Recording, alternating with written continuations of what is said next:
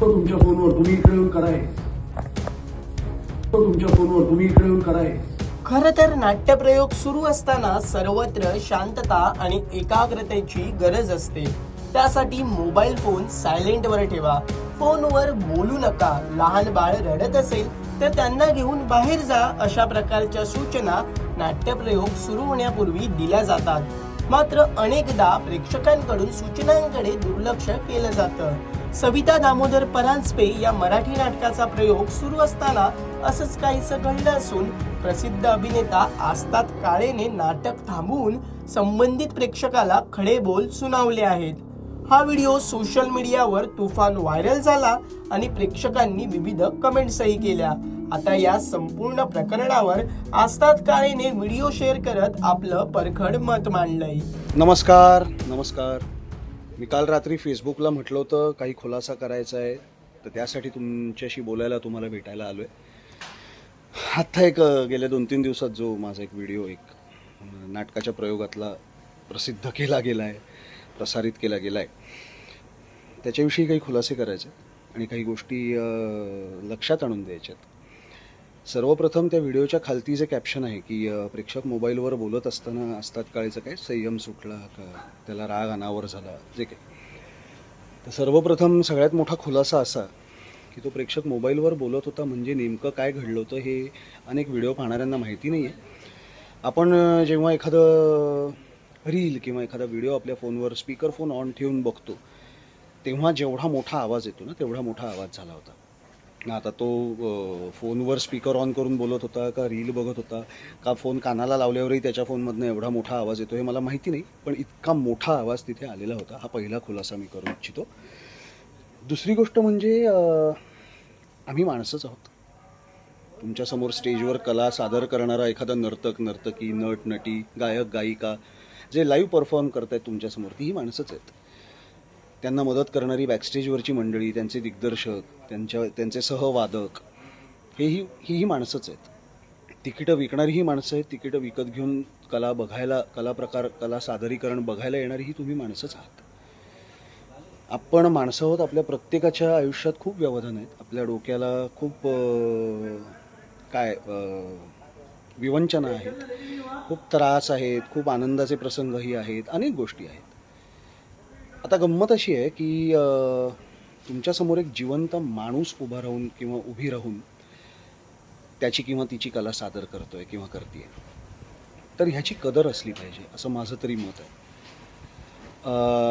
म्हणजे मी माजुरडा असेन, मी उद्धट असेन, पण मी पाट्या टाकणारा कलाकार नक्की नाही, अप्रामाणिक कलाकार नक्की नाही, एवढं मी नक्की सांगू शकतो. कारण हे मला माहिती आहे आणि मी स्वतःशी खोटं नाही बोलू शकणार.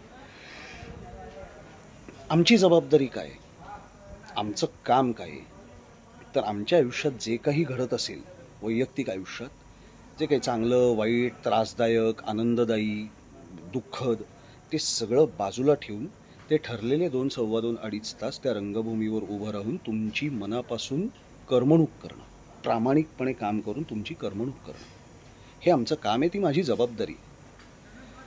त्याचबरोबर मी माझी जबाबदारी पार पाडत असताना तुमच्यापैकी काही लोकांच्या बेजबाबदारपणामुळे, अशा वागण्यामुळे माझ्या कामात व्यत्यय न येऊ देणं ही तुमची पण जबाबदारी नाही का हो, प्रेक्षक म्हणून, नाही का? म्हणजे उदाहरणच द्यायचं झालं तर एखादा तुमच्यापैकी कोणी प्रेक्षकात बसलेली एखादी व्यक्ती चार्टर्ड अकाउंटंट आहे समजा. आता इयर एंड आलं आहे जवळ, तर तुमचं खूप काम चालू असणार. तर तुमचं काम तुम्ही तुमच्या कामाच्या ठिकाणी बसून करत असताना मध्ये घुसून मी तुमच्या कीबोर्डवर वेगळ्याच कीज टाईप करू का? तुमचे प्रिंट केलेले कागद फाडून टाकू का? चालेल का तुम्हाला? नाही ना. किंवा कोणी गृहिणी असतील तुमच्यामध्ये, त्या दुपारी छान स्वयंपाक करत असतील आणि भाजी फोडणीला टाकल्यानंतर तुम्ही मीठ टाकायच्याच वेळेला मी येऊन साखरेचा डबा त्यात उलटा केला तर तुम्हाला चालेल का? नाही ना चालणार. तुम्हाला जसं तुमचं काम करत असताना मनापासूनच करता तुम्ही पण ना हे सगळं, ते करत असताना मध्ये असे व्यत्यय आलेले जसे तुम्हाला चालणार नाहीत, तसंच मलाही नाही चालणार माझ्या कामात अशा गोष्टींमुळे व्यत्यय आलेला. आणि ह्याच्यात काही फार आवाजवी मागणी असं मला नाही वाटत. हे तो जो प्रसंग आहे त्या नाटकातला, 2च पात्र आहेत, मी आणि संग्राम समेळ हे 2च आम्ही कलाकार तेव्हा त्या रंगमंचावर असतो. अतिशय संवेदनशील, त्रासदायक आणि जड असा प्रसंग आहे आणि त्यासाठी एक इमोशनल बिल्डअप लागतो जो आम्हाला दर प्रयोगाला नव्याने करावा लागतो. त्याची सुरुवात त्या सीनच्या आधी होणाऱ्या ब्लॅकआउटपासून होत असते आमच्या मनात आणि त्यामध्ये हे अत्यंत बिनगरजेचे आणि कोणाच्या तरी बेजबाबदारपणामुळे आलेले व्यत्यय जर त्रासदायक ठरत असतील, विघ्न ठरत असतील, तर हे कितपत योग्य वाटतं.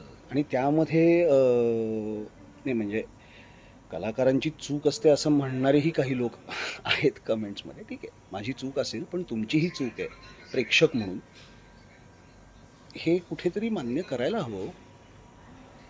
बरं, आता काळ असाही नाही की अरेच्छा नवीनच आलाय मोबाईल हातात, सायलेंटवर कसा करायचा हेच माहिती नाही, हे म्हणण्याचेही दिवस गेले. दुर्दैव काय माहिती आहे का, म्हणजे असं एखाद्या प्रयोगात घडलं तर नंतर भेटायला येणाऱ्या प्रेक्षकांमधले काही जण कौतुक करतात की अहो तुमचं ते तुम्ही थांबलात आणि पुन्हा होतं तिथनं सुरू केलं, होतं त्याच इमोशनमध्ये आणि तसंच परत सुरू केलं, क्या बात आहे.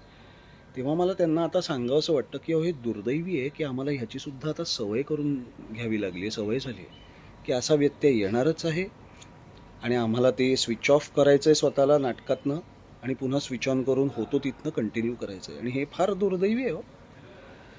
म्हणजे आपल्याकडे सिविक सेन्सच्या नावाने जो इन जनरल रस्त्यावर ट्रॅफिकचे नियम न पाळणं वगैरे ह्यात जे दिसतं त्यामध्ये आपण बोलतो, पण हाच सिविक सेन्स नसणं हे अशा पब्लिक प्लेसेसमध्ये अशा ठिकाणी सुद्धा दिसतं.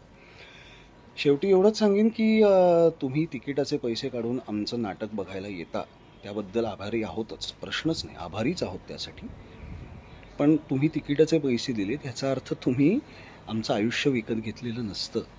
तुम्ही आमच्या कला सादरीकरणाचे ते 2 तास, त्यात आम्ही सादर करत असलेली कला फक्त विकत घेतलेली असते आणि ती जशी तुम्ही घेतलेली असते तशीच तुमच्या आजूबाजूला बसलेल्या 100, 150, 200, 350 लोकांनीही घेतलेली असते. आणि तुम्ही जेव्हा हे असे वागता तेव्हा आमचा तर होतोच, पण त्या उरलेल्या लोकांचा सुद्धा प्रचंड मोठ्या प्रमाणात रसभंग होतो आणि हा अधिकार तुम्हाला कोणीही दिलेला नाही. तेव्हा कृपा करून असे वागू नका, जरा सजग बना. तुम्हाला रसिक म्हटलं जातं, मायबाप प्रेक्षक म्हटलं जातं, तर तुम्हीसुद्धा या अशा चुका करणं शक्यतो टाळा. बाकी मी तुम्हाला माजुरडा वाटत असेन, मी तुम्हाला उद्धट वाटत असेन तर माझी काही हरकत नाही. मी कसा आहे हे माहिती असलेले काही मोजके लोक आहेत आणि तेवढ्यात मी सुखी आहे. यावर काही प्रेक्षकांचं किंवा काही कमेंटकर्त्यांचं असंही म्हणणं होतं की वाक्य विसरला म्हणून ही पळवाट शोधली असेल, अशा धाटणीचं, अशा आशयाचं. तर मित्रवर्यांनो, तुम्हाला एक दुःखद वार देतो की माझ्या नशिबाने किंवा कम नशिबाने, सुदैवाने किंवा दुर्दैवाने एखादा सीन किंवा एखादी संहिता मी मनापासून 2दा किंवा 3दा वाचली तर ती संपूर्ण संहिता माझ्या लक्षात राहते. म्हणजे फक्त माझी वाक्य नाही तर इतरांची वाक्य सुद्धा. आता काय करणार, दुर्दैव आहे. काही लोकांचं असंही म्हणणं होतं की इमर्जन्सी असेल, कॉल उचलावाच लागला असेल. मान्य आहे, कॉल उचला, 2 मिनिटं होल्ड कर असं म्हणून बाहेर जाऊन बोला. तुम्ही फोनवर बोलायचंच नाही हा मार्ग सुचवतच नाही होता मी कोणीच. किंवा थिएटरमध्ये जॅमर बसवणं हाही त्याच्यावरचा मार्ग नाही, कारण खरंच इमर्जन्सीचे फोन्स येऊ शकतात. तुम्हाला एक घटना सांगतो. प्रपोजल हे मी नाटक जेव्हा करत होतो, आमचा एका डॉक्टर्सच्या संस्थेने ही प्रयोग घेतला होता. मुंबईतच कुठे का ठाण्यात होता मला आता नेमकं आठवत नाही, पण घेतला होता हे नक्की. आणि जवळ-जवळ 200-250 डॉक्टर्स होते. फक्त डॉक्टर्स यांच्या फॅमिलीज असे. जवळ-जवळ 350-400 प्रेक्षक होते त्यामध्ये. त्यापैकी कमीत कमी 50 ते 60 कार्डियाक सर्जन्स होते. 20-25 न्यूरो सर्जन्स होते. आणि आम्हाला हे भेटले होते येऊन. त्यामुळे आम्हाला माहिती आहे. मला माहिती आहे खरंच. आता न्यूरो सर्जन किंवा कार्डियाक सर्जनला सुद्धा अत्यंत इमर्जन्सीचे फोन्स येऊ शकतात आणि दुपारचा प्रयोग होता 4:30 5:30चा. आणि झालं ना 2-3दा लोक उठून बाहेर गेले दिसले, जाताना दिसले. थोड्या वेळाने ते परत येऊन बसताना दिसले. त्यांनाही फोन आले असणार महत्त्वाचे. ह्याला मी सिविक सेन्स म्हणतो. याला समोरच्या माणसाच्या कष्टाची, तो करत असलेल्या मेहनतीची कदर ठेवणं म्हणतो. एवढंच. धन्यवाद.